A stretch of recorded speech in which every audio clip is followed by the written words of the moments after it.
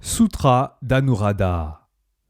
Ainsi ai-je entendu le Bouddha enseigner, un jour où il demeurait encore au monastère des Pignons, dans la grande forêt près de la ville de Vesali. À cette époque, le vénérable Anuradha résidait dans un petit ermitage dans les bois, non loin de l'endroit où vivait le Bouddha.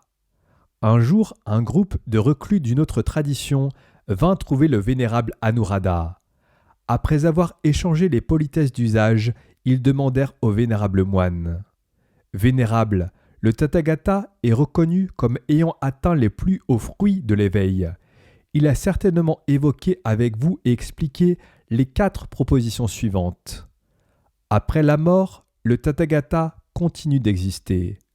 Après la mort, le Tathagata cesse d'exister. Après la mort, le Tathagata à la fois continue et cesse d'exister. Après la mort, le Tathagata ne continue ni ne cesse d'exister.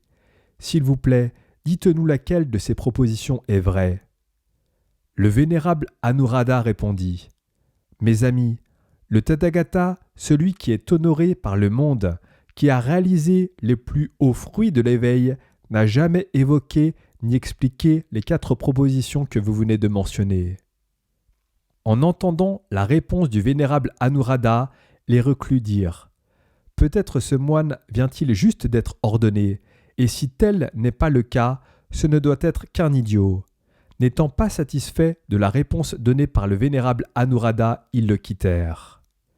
Lorsqu'ils furent partis, le vénérable moine pensa : « Si des reclus viennent à nouveau me poser ces questions, comment pourrais-je leur répondre de manière à dire la vérité tout en étant fidèle aux enseignements du Bouddha ?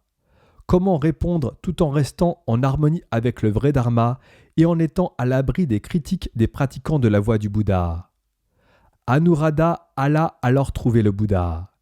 Il s'inclina avec respect devant lui, le salua et lui raconta ce qui s'était passé.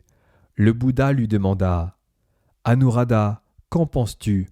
Peut-on trouver le Tathagata dans la forme ? » ?»« Non, très honoré. » »« Peut-on trouver le Tathagata en dehors de la forme ? » ?»« Non, très honoré. » »« Peut-on trouver le Tathagata dans les sensations, les perceptions, les formations mentales et la conscience ? » ?»« Non, très honoré. » »« Peut-on trouver le Tathagata en dehors des sensations, des perceptions, des formations mentales et de la conscience ? » ?»« Non, très honoré. » »« Bien, alors Anuradha, penses-tu que le Tathagata soit quelque chose qui transcende la forme, les sensations, les perceptions, les formations mentales et la conscience ? » ?»« Non, très honoré. » »« Anuradha, il est impossible de trouver le Tathagata même lorsqu'il est encore vivant. Alors comment le trouver une fois qu'il ne sera plus là, dans le cadre des 4 propositions suivantes ? Il continue d'exister, il cesse d'exister, il continue et à la fois il cesse d'exister, il ne continue pas d'exister et à la fois il ne cesse pas d'exister. Cela est-il possible ou non ? Non, très honoré. C'est très bien, Anuradha. Jusqu'à aujourd'hui, le Tathagata n'a enseigné qu'une seule chose : la souffrance et la voie menant à l'extinction de la souffrance.